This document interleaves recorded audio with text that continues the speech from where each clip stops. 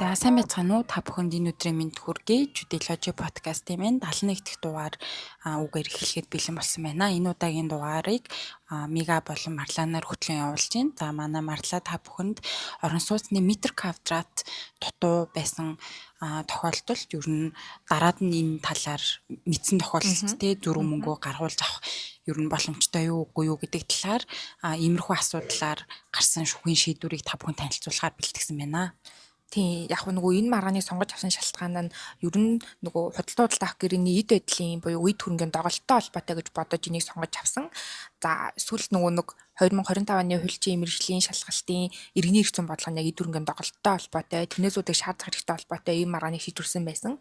Тэг яг дахиад өөр тиймэрхүү төстэй кейс байна нөгөө чайж үзсэн чинь хамгийн төгөмөл гарч ирж байгаа нь орон сууцны талбай хэмжээ дутуу буюу эд төрөнгийн доголдол дээр маргаж байгаа ийм маргаан байсан. Нэгдүгээр та хоёрдугаар ер нь нөгөө ойр үед орон сууцны үн өсөж байгаатай холбоотойгоор тий эндээс нөгөө эргэж гарч байгаа зардал нь маш өндөр ер нь одоо орон сууцны метр квадрат чинь одоо бас л нэлээд өндөр захидлын үндэ хүрчихсэн биз дээ тий баг одоо хайстаа ч юм уу байх шиг байна. Тийм болохоор эргээд нөгөө орон сууц одоо захиалж авч байгаа эсвэл худалдаж авч байгаа хүмүүс маань ийм хэмжээний охирол амсахгүй тул ер нь одоо анханасаа анхааруул зохилтой юм биш үү тий шүүхтэр практик нь ямар байгаа гэдэг талаар өөр жоохон мэдээлэл өгөх зорилготойгоор сонгож авсан.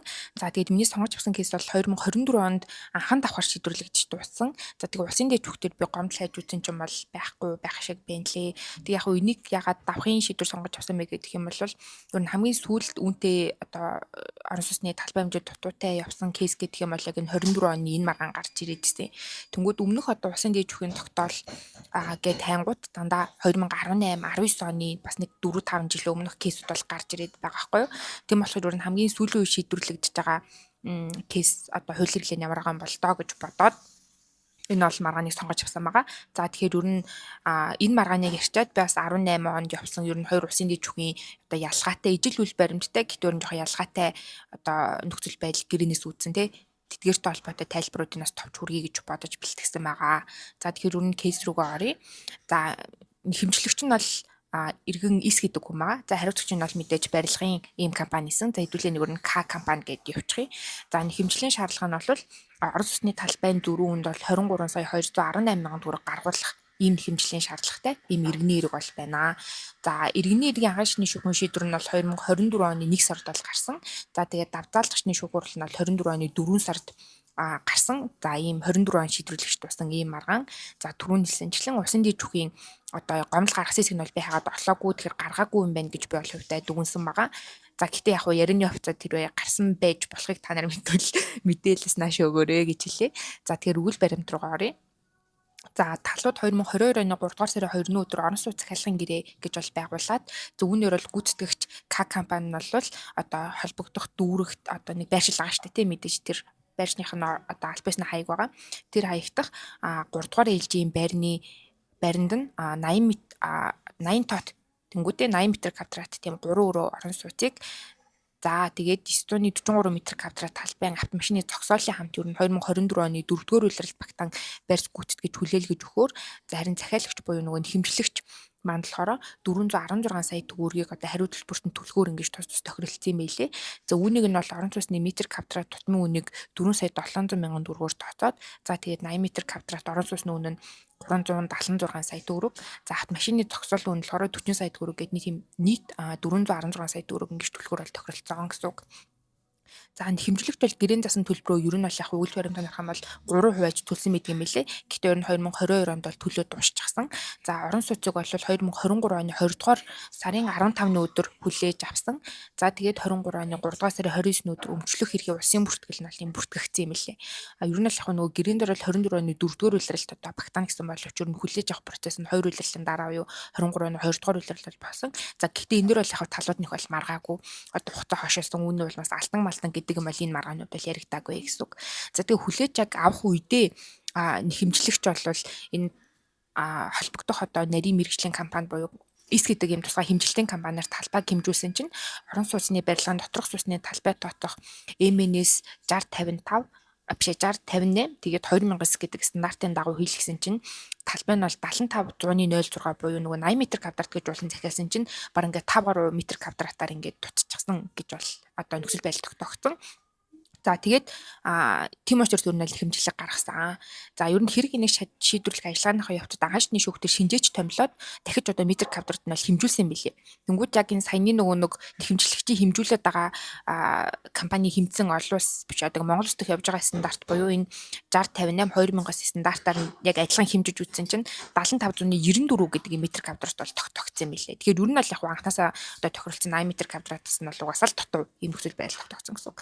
За тэгээд хэмжлэгчин дээр нь юу гэж маргаж байгаа вэ гэх юм бол одоо хэмжлээ гараад хариуцагч хариу тайлбараа ч юм уу гаргаа явж штэ. Тэгээ хаашны шүүхтэр өгж байгаа тайлбар дээр нь бол одоо хариуцагчийн зүгээс болон талуудын оронд байгуулагдсан гэрээний 5-7-д бол одоо заавал энэ стандартыг дагаж энэ талбай хэмжээг дагаж мөрднө гэж бол заагаагүй.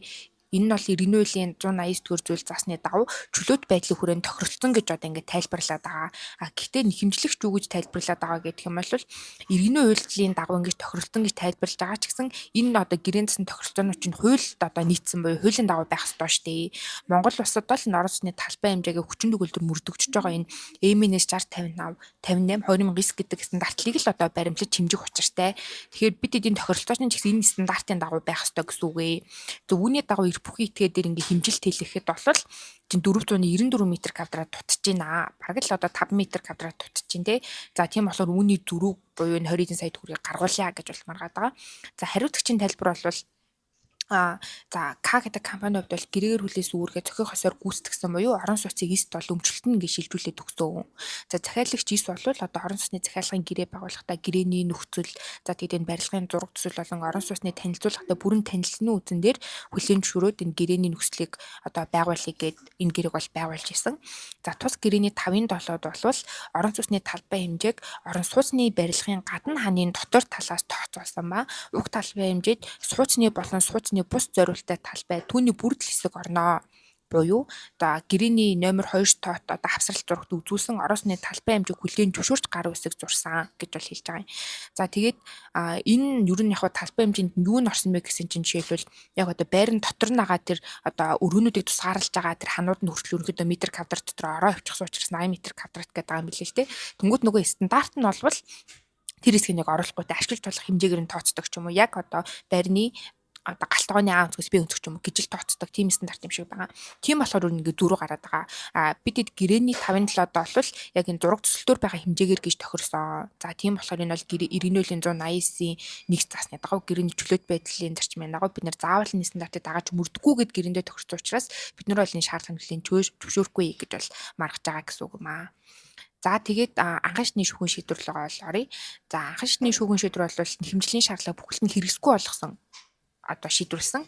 За үндэслэгтээ бол за иргэний хуулийн 198 дугаар зүйлийн 198-ийн 1-т гэрээг тайлбарлахдаа түүний үгийн шууд утгыг анхаарна. За 198-2-т бол гэрээний айл нэг нөхцөлөө утга нь ойлгомжгүй болвол түүний агуулгыг бусад нөхцөл болон гэрээний ерөнхий агуулгатай харьцуулах замаар тодорхойлны засны дагуу талууд бол гэрээг орон сууц захиалгын гэрээ гэж нэрлсэн боловч ер нь бол тэдний тайлбар гэрээний агуулгаас харах юм бол энэ бол иргэний хуулийн 243 дугаар зүйлийн 1 засаг худалдаа авах гэрээ байна.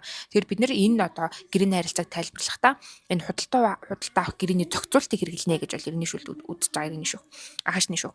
За тэнгууд иргэний хуулийн 254 дугаар зүйлийн 1-т за худалдаа авагч нь эд хөрөнгийн доголлыг арилгуулах болон доголдолгүй тухайн төрлийн эд хөрөнгөөр солиулах, за доголлыг арилгахад гаргасан зарлаа төлөвлөх, эсвэл гэрээг туслах тухай юм шаардлага гаргах хэрэгтэй. За 254-2-т худалдаа авагч нь баталгаат болон гомдлын шаардлага гаргах хугацаанд энэ хуулийн 254-ийн 1 засгийн шаардлагыг гаргаагүй болвол буюу сая дурдсан одоо солиулах, эсвэл арилгуулах, төлөвлөх эдгээр шаардлагыг гаргаагүй болвол тэрээр доголлыг арилгахад шаардлагатай мөнгөний хэмжээгээр анхны үнийг буруулахаар одоо шаардж болно гэдэг юм доголдолтой холбоотой эрхийг бол одоо заасан байна. За тэгээд талуудын оронд 2022 онд байгуулагдсан гэрээний 1/2-т бол орон сууцны мэдээлэл хэсэгт нийт талбай 80 м квадрат, авч зогсоол 943 м квадрат гэж.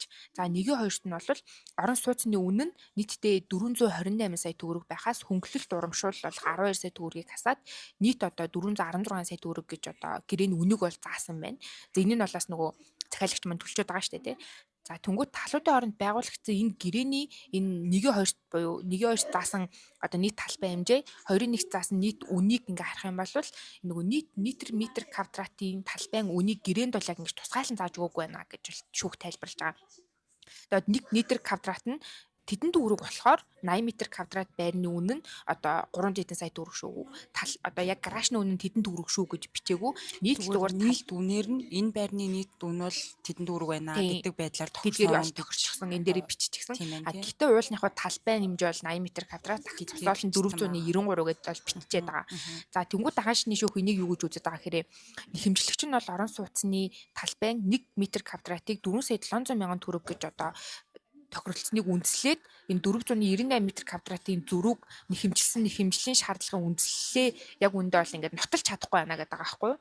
За зөрүү бол 494 метр квадрат байна. За үүнээс 1 метр квадрат нь 4,700,000 төгрөг гэж одоо ингээд буцааж нь хэмжлээд байгаа боловч яг энэ нь бол гэрээнээс харагдахгүй байна. Яаж 4,700,000 болоод байгаа вэ гэдгээ яг үндэ бол яг энэ иргэний эрх шүүх тэншүүлэх тухай хуулийн 25 дугаар зүйлийн 2-2 38 дугаар зүйлийн 38-ийн 1 засны даа өөрөө нотлох үүрэгтэй шүү дээ, тий. Тэрийг нотлоогүй байна. Тийм болохоор өөр нь хэрэгсэхгүй боллоо гэж ингэж шийдвэрлэсэн. Тэгэхээр нөгөө илүү доголдол тайлбарласан гэхээсээ илүү чонд процессын шинжтэй нотолж чадаагүй гэдэг одоо тэр зохицуулалтаар ингээ хэрэгсэхгүй болгоцсон. За үүн дээр нь давзаалагчны шүүх ямар тайлбар өгсөн бэ гэхээр ер нь бол яг анхан шатны шүүх бол талуудын хооронд үүссэн эрх зүй харилцааг зөв тодорхойлсон байна буюу гэрээгээ бол зөв дүгнжээ. Гэхдээ одоо хэмжлэг яг хэрэгсэхгүй болгохын шийдвэр нь гэсэн зөв байна гэсэн. Тэгэхээр та эндээс яг ойлгочихж байгаа. Давзаалтны шүүх ч гэсэн хэмжээг бол хэрэгсэхгүй болгочих одоо зөрүү мөнгө авах.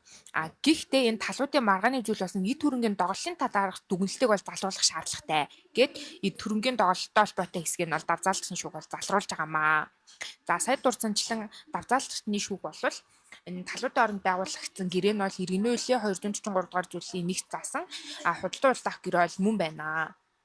За мэдээж энэ гэрээгээр бол одоо худалдагч нь бол бит байдлын дагуулдалгүй, эрхийн зөрчилгүй хөрөнгө, за түүнтэй холбоотой баримт бичгийг худалдаа авахчид өмчил шилжүүлэх буюу одоо бараа бэлтгэн нийлүүлэх. За худалдаа авахч нь худалдагчид хэлцэн тохирсон үнийг төлж, за худалдаа авсан хөрөнгөө хүлээн авах үүрэг бол одоо хүлээдэг юм үндсэн үүрэгтэй ийм бол гэрээлцэл.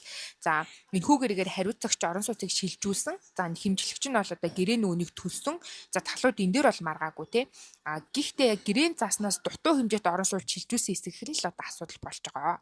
За иргэний үеийн 254 дугаар зүйлийн буюу яг энэ одоо худалдаа авах гэрээтэй холбоотой тусгаалсан шаардах хэрэг буюу доголдолтой холбоотой шаардах эрхийг бол одоо энэ маргаан дээр бол голчшин тайлбарлах шаардлагатай гэж үзэж байгаа.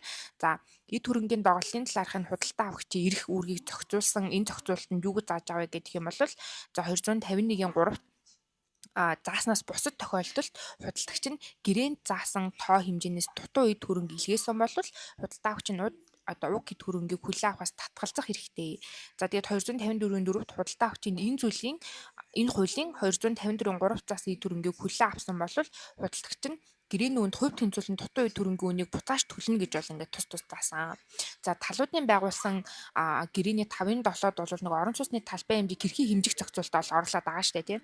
За энэ дэр нь бол орон сууцны талбай хэмжээг орон сууцны барилгын гадна ханийн дотор талаас тооцоолсон ба уг талбай хэмжээнд сууцны болон сууцны бус зориулалттай талбай гэж одоо нөгөө өрөө хоорондоо тусгаарлаад байгаа талбайц хэлээд байгаа. Түүний бүрдэл хэсэг орсон. За харин орон сууцны доторх дундын өмчлөлийн бохирын ба агааржуулалтын хоолой одоо байрлаж байгаа талбайг оруулаагүй болно гэжээ. За тэгэхээр энэхүү тохиролцоогоор талууд орон сууцны талбай хэмжээг тооцоолох аргыг тодорхойлсон нь бол хуулийн хүрээнд гэрээг чөлөөтэй байгуулах, түүний агуулгыг өөрсдөө тодорхойлох хэрэгтэй болох хувьд иргэний үеийн 180 төгрөг зүйлийн нэгт бол нийцэж байна гэж үзэж байгаа. Өөрөөр хэлбэл заавал нөгөө нэг орон сууцны барилгын доторх одоо талбайг тооцох аргачлал нөгөө 60 58 2009 гэдэг энэ стандартыг баримтлах одоо шаардлагатай биш. Талууд энийг гэрээтэйгээр одоо чөлөөтэйгээр зохицуулж болно. Энэ тэгэхээр гэрээнд талууд энэ стандартыг баримтлана гэж одоо яваагүй нь бол иргэний хувьд бол нийцэж байна. Тэгэхээр ер нь хариуцагчийн тайлбар бол үнэлэлтэй байна гэдэг тайлбар бол хийчихэж байгаа. За иймд хэмжлэгчийн талуудын хооронд тохиролцоогүй аргачлалаар орон сууцны талбай хэмжээг тогтоогоод орон сууцны талбай хэмжээ дутуу буюу доголдолтой байна гэд хэмжиглээд байгаа нь ер нь бол үндэслэлгүй байна. Тийм болохоор ер нь хэрэгсэхгүй болголоо гэж хэвээрүүлдэж байгаа. Ийм дүгнэлт хийсэн бэлээ. Зөв сонирхолтой байна те. Ер нь бол зүгээр ингээд амар нэр нь тулгуурлчихсан. Тийм ээ. Ингээд зүгээр ердийн ухамсарын түвшинд бодоод үзэхээр одоо би ингээд 80 м квадрат байр гэсэн. Гэтэл хэмжүүлээд ütсэн чинь дутуу байгаад байгаа бол энэ ч одоо зүрүүгээ одоо юу гэдэг нөгөө хугацаа гомдлын шаардлага гарах хугацаа өнгөрөөгүй л байвал уг нь гарах хэрэгтэй болвол гэж зүгээр марлайтын ярьж эхлэхээс өмнө бодож исэн чинь яг эргээд эн чинь нөгөө нэг тэр стандарт чинь одоо гэрээндээ хэрэглэхээр зааж иж хэрэглэх гэх юм уу, одоо тусгай өөр хэмжилтийн нөхцөлийг оруулсан бол стандартыг барихгүй байж болно. За магадгүй гэрээнд тэгвэл одоо юу гэдэг ямар стандартыг барих нь тодорхойгүй байгаа нөхцөл магадгүй стандарт бол тэр одоо дутууг нөхөж орж ирэх боломжтой болов гэдэг одоо тийм логик гаргалахаараа бас хөтөлж штэ. Тэгэхээр ялчгүй сонирхолтой байна. За харин тэгээ энэ маргаан дээр ер нь бол хамгийн сүүлийн үе шийдвэрлэгдсэн нь ийм маргаан бэлээ. Тэгээд яг хуу энэ маргаан дээр нөгөө голлох нь яг эд хөрөнгийн доголдолтой холбоотой яг айгу тийм наривчилсан дүгнэлт болж байгаа хийгээгүй надад харагдаад жишээлбэл энэ яг нөгөө мэдэх боломжтой доголдол байсан юм уу, боломжгүй доголдол байсан юм уу гэдэгтэй холбоотой дүгнэлт наривчилсан дүгнэлтээс илүү яг нөгөө гэрээний тохиролцоон дээр одоо ямар тохиролцоо явчихсан те тэрнээс нь одоо үндэслэж ингэж дүгнэлт гаргасан болохоор би ер нь 18 оны 1-2 усын дээд жүхэн тогтоолыг бас бэлтгэсэн. Энэ дээр ер нь яг энэ орон сууцны метр квадрат бас дутуу гэдэг хэмжлийн шаардлага нь бол төстэй. За тэгээд гитаас тэгээ хоёр өөр дүгнэлт бол ингэж явсан байсан. За эхнийх нь болохоор усын дээд жүхэн 2018 оны 5 сарын 29 өдрийн 890 дугаар ийм тогтоолоо. За үүний хэмжлийн шаардлага нь бол орон сууцны дутуу талбайн зүрүүд нь 8,579,200 төгрөг гаргуулахад ийм хэмжлийн шаардлагатай бол байсан. За усын дээд жүх гэхдээ энэ дээр ямар дүгнэлт хийсэн бэ гэдэг юм бол талуудын хооронд байгуулагдсан гэрээнд орон сууцны талбайн хэмжээ нь 5464 м квадрат гэж заасан хэдий ч талбайн хэмжээ нь яг гэрээний гол нөхцөл болон тогтоогдсонгүй гэдэг ийм тайлбар бол хийсэн заяа. За нэг догшин дэлгэрүүлээ тайлбарлах юм бол иргэний хуулийн 255 дугаар зүйлээ 255-ыг 255-1-д бол эд хөрөнгө хүлээж авах үедээ уг эд хөрөнгөний доголлын талаар мэдсэн буюу мэдэх боломжтой байхад түүнийг хүлээн авсан бол худалдаа авах шаардлага гаргах эрхээ алтна гэж заасан. За хэмжлэгчин талбайн хэмжээ гэрээний гол нөхцөл гэж үзсэн болвол орон сууцыг хүлээн авах үедээ өөрөө мэдсэн. За эсвэл мэргэжлийн этгээдээр хэмжилт хийх юм боломжтой байсан. Гэтэл хэмжлэгч нь 2014 оны 10 дугаар сарын 21-ний өнд одоо орон сууцыг эзэмштэй хүлээн авсан атлаа талбай хэмжээг бол анхаараагүй буюу энэ чинь нөгөө 18 онд болсон маргаан тий 14 онд хүлээж авч явчаад ер нь бол ингээд маргаан хойно гэдэг чинь бас 2-3 жилийн дараа хандсан ийм кейс болчихж байгаа байхгүй. Анх орон сууцыг хүлээж авахтаа бол энэ талаар ингэж анхаарал хандуулаагүй байна гэж бол нэгдүгээр дүгнэж байгаа. Дараа нь иргэний хуулийн 251-р зүйлээ 251-ийн 3-т үүргийн гүйцэтгэлд ноцтой нөлөө үзүүлэхээргүй болвол эд хөрөнгийн зарим хэсгийг дутуу буюу гэрээн зааснаас өөр одоо бараг бага хэмжээгээр шилжүүлсэн. Эсвэл эд хөрөнгийн нэг хэсэг нь доголдолтой байсан ч түүнийг бүхэлд нь доголдолтой гэж үзэхгүй гэж бол заасан. Тэгэхээр гэрээгээр тохирсон орон сууцны талбай хэмжээ нь дутуу болоход үйл баримт тогтоогдсон боловч орон сууцыг доголдолтой гэж үндэслэхгүй. Санаа нь бол яг 251-ийн 3-аас нэг үндэслээд эн чинь нэг одоо эд хөрөнгийг тэр чигт нь доголдолтой гэж үзэх үндэслэл биш байна гэдэг тайлбарыг хийж байгаа. За тэгээд барилга одоо нэгэнт баригдчихсан энэ бас яг сонирхолтой байгаа юм л. За барилга одоо нэгэнд баригдсан байсан тул нэхэмжлэгч нар одоо орон сууцыг тухайн үеийн байгаа байдлаар сонгож авсан буюу анх одоо гэрээг болгоход үзээд хараад авчихсан. За тэгээд талбай хэмжээнд дутуу гэх доголдол уул доголдлыг одоо арилгах боломж ч юу н одоо байхгүй. Тэгэхээр одоо гэрээн засаг хэмжээнд хүрээгүй орон сууцыг бол доголдолтой гэж үндэслэхгүй гэдэг нэг юм сонирхолтой доголдолтой нь холбогдуулаад тэгтээ ер нь бол эн чинь ингээд анханасаа мэдэх боломжтой байсан хэрвээ одоо өөрөө доголдолтойг шалгаж авах үүрэгтэйгээс гадна тэр үедээ хүлээж авахтаа ингээд хэвстэй байсан юмэг ер нь шалгаагүй байна тий. Тийм болохоор ер нь чинь эд хөрөнгө нь тэр чигтээ биш бас доголдол байна. Тэгэхээр бүхэлдэн доголдолтой гэж үзэхгүй болохоор доголдлын үед авч хэрэгжүүлэхийн шаардлагыг хэрэгжүүлэх боломжгүй гэдэг нэг юм дүгнэлт бол бас хитэн имдэж хүн тогтолоосон. Сонирхолтой л юм тий. Гэтэ яг энэ хэмжих гээд байгааг ч одоо би тий нэг хэд алхаа хэмжчихдэг юм бас биш байгаа даа шүү дээ тий. Нөгөө нэг миний нэг алхам ч 1 метр хөрнө гэж хэмжээд үзээ хэмжчихдэг юм бас уг нь биш. Бас тэгэхээр сонирхолтой дүгнэлт. За би энэ дараа бас нэг судлаачдын байр суурийг танилцуулъя гэж бодсон. Энэ ер нь метр квадрат орон сууцны метр квадрат дутуутай холбоотой шүүхийн энэ маргаан миний анзаарснаар яг 17 18 онд айгүй их явсан юм шиг байлаа. Одоо дээд жүх хүртэл айгүй төстэй кейсүүд нэлээх одоо тавтамжтай явсан. Одоо жишээл миний танилцуулж байгаа хоёр маргааны хувьд саяны ихнийх нь бол 18 оны 5 сард бисаа яриад дуусна. Дараачих нь болохоор 18 оны 3 сард шийдвэрлэгдсэн дахиад дэмдэж жүхэн тогтоол байгаа байхгүй. За тэгээд ер нь яг тэр үед ийм марга их гарсан болохоор 19 онд яг хоёр судлаачийн орон сууцны метр квадрат дутуутай холбоотой шүүхийн шийдвэрт дүн шинжилгээсэн тийм судалгаа бол байлээ. Тэрийг би сүүлд нь хайлт товч дуртай гэж бол бодож байна. За нөгөө бидний эхэлж ярьж байгаа кейсээс гадна би нэг хоёр тогтоолоос тайдад мэдээлэл болгох зорилгоор танилцуулъя гэсэн шүү дээ. Тэгэхээр эхнийх нь бол саяных байлаа. За хоёр дахь нь бол сая дурдсанчлаа 18 оны 3 дугаар сарын 27 оны өдөр шийдвэрлэгдсэн Усын дэд жүхийн 485 дугаар тогтоол байна. За үүний хэмжлийн шаардлага нь бол орон сууцны талбайн зөрүүнд нь 15 сая 180 мянган төгрөг гаргуулах. Одоо дахиад яг орон сууцны талбайн зөрүү дээр маргаж байгаа ийм маргаан байгаа.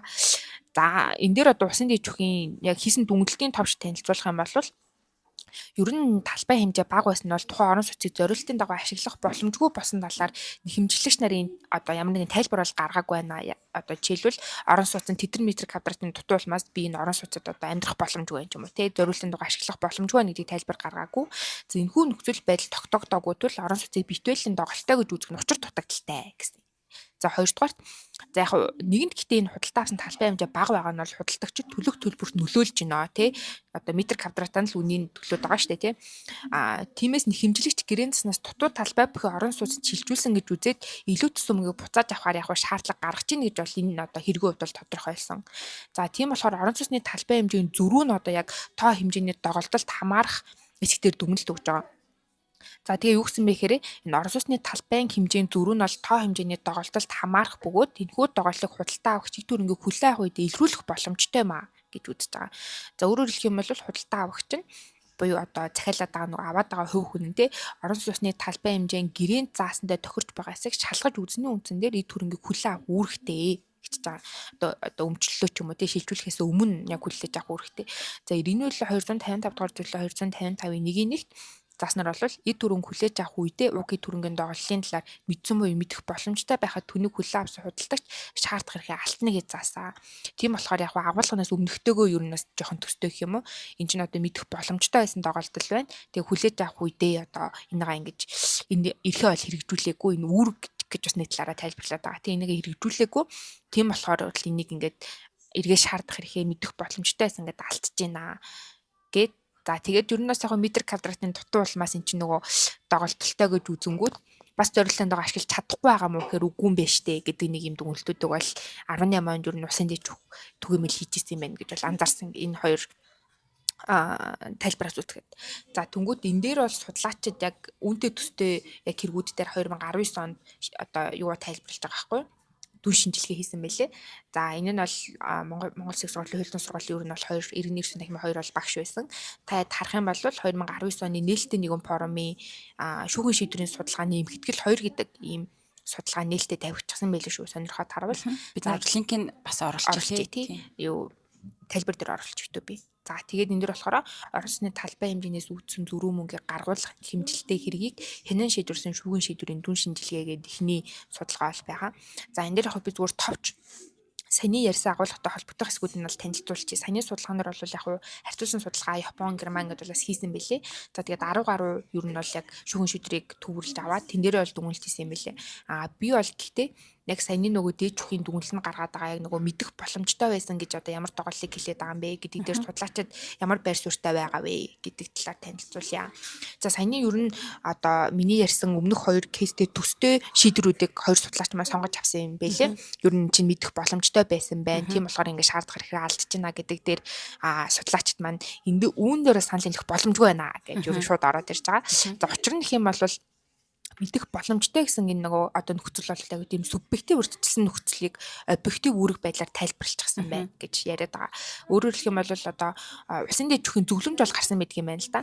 Энэ дээр юу гэсэн байдаг вэ гэх юм бол худалдан авагч орон сууцыг одоо хүлээж авах үедээ орон сууцны талбай хэмжээг нүдээр харж тогтоох боломжгүй боловч буюу одоо сая мега гээл тэр нэг 5 болоход бол бид нэр тэрийг мэдчих чадахгүй штэ тий. Боловч тухайн талбай хэмжээ гол нөхцлөө болгож байгаа бол мэрэгжлийн байгууллагаар хэмжүүлээд тэгээ дутаж байгаа лид төрөнгийг хүлээн авсан тооцохгүй буюу татгалзах боломжтой. Шууд гэрээсээ татгалзах боломжтой байна гэсэн тийм тайлбарс нь бол хуулийг буруу тайлбарласан байна гэж хоёр судлаач маань шууд үзэж байгаа юм. Одоо яг тайлбарыг шууд үүсгэж байгаа юм шүү дээ. Энийг элдээ бол санал нийлэхгүй байна гэж шууд тийш орж байгаа байхгүй. Сая дээд жүхийг дахиад яг товч баазаад хэлэх юм бол энэ л яг шууд ингээд хараад нүдээр хараад ингээд мэдэх боломжтой доголдол бол яг биш байна те. Гэхдээ тийм бол мэржлийн байгууллагаар хэмжүүлэх эрх нь танд уг нь байсан шүү дээ. Тэрийгээ өмнө бол заавал энийг хэмжүүлээч гэдэг ч байгаа байхгүй. За тэнгууд хоёр судлаач маань бол энэ мэдэх боломжтой гэдэг нь бол худалдан авагч өөрийн анхаарал болгоомжтой байх төвшөнд буюу одоо энийг одоо саяны хэлдгээр ороод тий байрандаа ороод анхаарал болгоомжтой гэдэг чинь метр квадратын зөв буруу гэдэг дээр анхаарлаа хандуулгаад өөрөө хэмжээ гэж бодож жагаад за тухайн доголлыг хялбар байдлаар мэдэх буюу ухамсарлах боломжтой нөгөө энгийн хүн тий ухамсарлах боломжтой байх тухай болохоос биш заавал мэрэгжлийн этгээд дээр шалгуулж авах тухай ойлголт бол ерөөсөө биш юм аа. Энэ мэдэх боломжтой гэдэг. Одоо жишээлбэл бид хоёр гар утас судалдаж авах та ч юм уу те гаднах байдал нь дэлгэсэнд хагарсан байвал тэрийг хин чард үн чинь дэлгэсэнд хагарсан байна доголдолтой байна гэж татгалзах боломжтой. Гэтэл тэр гар утасны доторх одоо ямар нэгэн вирус байлаа гэж бодоод эхэлж одоо ашиглахад зүгээр байлаа те тэрийг мэдэхгүй. Гэтэл одоо ашиглалтын явцад тэр нь гарч ирж л эсвэл яг мэрэгжлийн ч юм уу те хүний тэрийг вирусны програм ч юм уу уусаж танд мэдэх болохоос биш хин нэгэн тэр шууд гаднаас нь хараад бол тэд мэдэх боломжгүй маа. Тийм болохоор энэ бол мэдэх боломжтой гэж бол үзэх тийм одоо тоглолт бол биш ээ. Тийм болохоор үүнтэй нь бол санал нийлэхгүй байна гэж бол үзэж байгаа. За дараагийн нь бол иргэний үеийн 245 дугаар зүйлд гэрээнд өөрөөр заагаагүй болвол эд түргийн шилжүүлэхтэй холбогдсон зардлыг за өндөр жилүүл жигнэх савлах баглах гэх мэт те энэ зардлыг худалдагч хариуцахаар заасан байдаг. За уг зохицуулалтын гол агуулга нь бол эд хөрөнгө худалдаж буй этгээд гэрээгээр тохиролцсон агуулгад нийцэж буй эсхийг өөрөө жигнэх хэмжих байлаар шалах ёстой гэдэг. За одоо ийм агуулгатай буюу үүнтэй холбоотой гарах зардлыг ч мөн одоо худалдагч өөрөө хариуцах ёстой гэдэг ийм агуулга одоо үүн дээр байдгаа гэж тайлбарлаж байгаа. За гэтэл усын дээд жүхий одоо тус тайлбараас хуулийн энэхүү зохицуулалтын агуулгыг эсрэг буюу худалдан авах чимжиж өөрөө шалгаж авах үүрэгтэй юм шиг тайлбарлсан байгаа талаас санал нийлэхгүй байна гэдэг өөр нэм хоёр дүгнэлтийг бол хийсэн байснаас сонирхолтой санагдсан. Би энэ дээр ихтэй энэ асуудлыг гараад байгаа цааш шалтгаан нь одоо би ийм байж магадгүй гэж бодоод байгаа. Ялангуяа орон сууц захиалгын гэрээн дээр захиалгын гэрээг чинь ерөнхийдөө худалдаж байгаа талын стандарт гэрээгээр бид нар гэрээ байгуулдаг. Би хичнээн одоо хуульч байгаад юм мэдээд үгүй би энийг ингэж өөрчлөмөр байна. Би энэ гэрээгээр байгуулахгүй би гэрээгээ өөрөө байгуул одоо юу гэдэм би гэрээнийхээ драфтыг өөрөө өгнө гэдгийг ертөөсөө барилгын компаниуд бол хүлээж авдаг. Тийм баг. Тэгэнгүүт нөгөө тэр тухайн барилгын компани стандарт гэрээ нь ямар байна гэдгээс ингээд шууд нюанс эргэчихэж байгаа байхгүй. Одоо чинь тухайн барилгын компани стандарт гэрээнд нь метр квадратын үнийг тусгаад за энээс нь тооцож байгаа учраас нийт үн нэм учраас гингүүт тэрийг одоо жишээ шүүхтээр авиж тайлбарлахдаа энэ чинь метр квадрат болгондоо мөнгө төлж байгаа гэдэг утгаар байгуулсан юм байна гэж нэг бол тайлбарлах гад нөгөө бол метр квадратын үнийг тусгаагүй те энэ байрны үнэ нь юм байна гэд тусгачингууд тэрийг чинь өө чинь метр квадратыг суурилсан биш ер нь л зүгээр энэ байрыг л энэ үнээр худалдаж авсан юм байна. Байрыг одоо хараад төлөвлөшөөрөө хөтөлгөөд гэдэг ч юм уу те. Тэгэхээр нэг талаасаа тэр стандарт гэрээнүүдэд их учир байна гэж нэгдүгээрт харлаа. Хоёрдугаарт би энэ дээр бүртгэлийн асуудал бас. За одоо ингээд асуудал үүсээд байна гэд те. Тэнгүүд барилгын компаниуд өөрсдөө за 80 м квадрат гэдэг хичлээ. Эргээд тэрийг худалдан авахч авах болгондоо хэмжүүлнэ гэдэг чинь тэр чинь зардал واخгүй юу те. Тэгэхээр энэ зардлыг нэг удаа гаргаад баталгаажуулчих юм бол одоо миний санаа нь анх тэр байран дээр анхны гэрчлэгээ гарч байгаа шүү дээ. Тэрэн дээр чи метр квадрат нь тусгадаг шүү дээ те. Тэр хэмжилтийг хоёр тал нь хуваадаг ч юм уу аль нэг тал нь гаргаад тэр гэрчлэгээл үнэн байвал уг нь болчихж байгаа байхгүй юу те.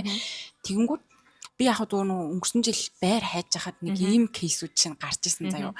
Ахын дүү энэ нөгөө ипотек чинь 80-аас дээш метр квадратын байр ордгоо штэ тий.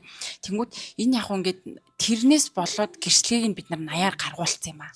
Түүнээс бол метр 86 юм аа. Антер гэсэн тийм ганц нэг зарчижсэн үнэтэй чинь таарсан. Тэгэхээр тэр чинь юу буруу байна? Одоо тий бүртгэл бодиттой ажиллахгүй байх гэсэн үг шүү дээ тий. Тэгэхээр эргээд бүртгэлээс тэрэн дээр яг ийм exact тоо харуулаад юу гэдэг нь тэгэж явах бас шаардлага байгаа юм болов уу гэдэг гэж санагдсан. Зөв. Наа чин бас нэг бодлын нэг ипотек гаргаж өгөх гэдэг этгээдүүд жоохон хурам эхэлж байгаа хөлтөл маягийн баг болох гэж байна тий. Яг нөгөө талаараа нөгөө худалдаж авч байгаа хүмүүс нь энийгээ яг тохирчих юм бол окей тий хамаагүй л байх л та тэр хүмүүстэй бол. За ер нь нэг юм орон сууц тойрсон асуудлууд бас зөндөө байна. Хуулийн ч асуудал байна. Нөгөө хувийн ч асуудал байна, хуулийн ч асуудал байна гэдэг шиг. Тэгээ яг энэ нөгөө орон сууцны талбайн зөрүүтэй холбоотой эдгээрийг харахад одоо саяны ярьсан кейсүүдийг ерөнхийд нэг базаад харахад эхлээд нэг 18 19 онд энэ хэрэг түгээмэл гарч байгаа тий одоо тэр үедээ баригдсан барилга нь их байсан ч юм уу яасан чинь тий агиух төмөг л гарсан тэр үедээ тэгэхэд бол яг энэ орон сууцны доголдолтой холбоотой эсийг дээд бүхэн шийдвэрлэсэн кейсүүд нь бол одоо дийлэх тохиолдолд мэдэх боломжтой байсан байна яг тэр үедээ хэмжүүлэх ёстой байсан байна гэдэг энэ үүргүүдийг заавал худалдан авахч талд нь ингэж хүлээлгээд шаардлахуудын дийлэх тохиолдол ингээд хэрэгсэхгүй болгоодсэн. Түнгүүд сүүлийн үед нь 2024 он шийдвэрлэгдсэн хэргийг харангууд хүмүүс нөгөө харьцангуй хэмжүүлдэг болчихсон байгаа байхгүй тий. Арай өөр Хэмжүүлсэн чинь тий. төвшний Хэмжүүлсэн чинь үнээр нөгөө барилгын компаниуд нь ихтэй арай өөр тал руугаа одоо ирэх гэсэн боيو. Нөгөө гэрээн дээрээ яг сайн нийлдгээр стандарт нөхцөлөө өөрөөр загаад өгчихсон. Бид нэр заавал энэ стандартыг баримтлахгүй шүү. Одоо тэр стандартаа нэрлэхгүйгээр тий энэ хэмжилдэг бол ингэж хийсэн шүү гэдэг юм оруулаад өгчөнгүүт яг хөө эргээл яг нөгөө шүүх бол тэрийгэ тайлбарлахдаа гэрээн дээр нь л хүмүүсийн талуудын тохиролцоог л ялангуяа иргэний шүүх бол болчихлоо штэ тий. Тэрийг ингэж тайлбарлах ийм адаар нэг өөр практик руу орсон юм шиг бол Тийм харагдсан. дараагийн түвшний маргаан лөө. Тийм арай өөр тийм дараагийн асуудал руу орчих байгаа юм шиг байлээ. Дөнгөж яг одоо тоглоомчгүй одоо сонсогч нартай хэлэхэд те орон сууц захиалгаж байгаа бол те гэрээнийхээ зохицуултыг хараарэ те гэрээн дээр илүү үнэлээрээ ердийн нэг за утас ч бас үнэтэй ч гэсэн те утас ч худалдаж авчих юм биш шүү дээ. Тийм, Насаараа одоо шахав баг амьдрах юм нэг олон бол байр авдгуулах те ердийн үнийн түвшинд ярихад тэгээд айгүй өндөр дүнтэй худалдаа авал хийж байгаа учраас яг би энэн дээр ерөн зүгээр нэг ганц блок нь би болохоор барилгын компаниудын тэр стандарт гэрээгээ өөрсдөө тайлбарлаж өгдөг үү бид нар энэ хэмжилтээр явж байгаа шүү гэдгийг тайлбарлаад өгсөн бол магадгүй энэ хүн одоо тэрийг ойлгоод энэ маргааныг энэ маргааныг магадгүй гаргаж өөрийнхөө цаг завыг чалтахгүй болохгүй юу гэн тийм одоо хэмжилтээр эзэмгүүгчл байгаа юм тийм. Тэгэхээр барилгын компаниуд бас тэр ер нь гэрээмэрийг сайн боловсруулад гол нь гэрээгээ эргээд ингэж хэрэгжиж байгаа шүү гэдгийг асуугна тайлбарлах шаардлагатай л хальтаа. За тэр бол яг хөө тэгээд бас утопик юм бахал та юу гэн тийм практик дээр ч одоо тэгдэг газар чи цөөхөн л ах. Яг бас нэг хэлье гэжсэн танаа ер нь яг нөгөө эд хөрөнгөний доголдолтой холбоотой шүүгэн шийдвэрүүд тарангууд яг сүүлийн үед гэлтгүй ер нь шүүгцэн амнаас дийлэх тохиолдол метр квадратын ийм асуудлууд гарч ирж байгаа. Тэгээд яг шүүгээр ингэ шийдвэрлэгдээд дууссан ийм хэрэгүүд бол байна те. Тэрнээс гадна миний хэлгээд байгаа санаа саяны одоо судлаачны байр суурьтай бас танилцаад үзээрэй. Арай нэг тийм нөгөө мэдэх боломжтой байсан гэж үгүүлэх юм, боломжгүй байсан гэж үгүүлэх юм гэдэг илүү нэг тийм онлайн талаас нь олон их сурвалжтайгаар ер нь бас тайлбарлчихсан тайлбарууд судалгааны одоо тайлан дээр явж байгаа тий. Тэнгүү зөвхөн метр квадрат гэхгүйгээр ер нь яг худалдуулалт авах гэрээний хувьд одоо эд хөрөнгөний доголдолтой холбоотой тусгаалсан шаардлагуудыг айгу тодорхой зата мэддэг штэ тий. 254 мөрүүгээ сая ярьсанчлан тэдний тайлбарыг ер нь нэг хайж харъя гэх юм болвол ер нь тэгээс судалгаатай ер нь бас нэг танилцаад үзвэл бас нэг их сурвалж болох юм байна гэж бол бодсон байгаа. За тэгээд энэ удаагийн дугаар маань энэ хүрээд өндөрлөж байна. Дараагийн дугаараа иргэн уулзъя. Баяртай. За та анхаарал хандуулсанд баярлалаа.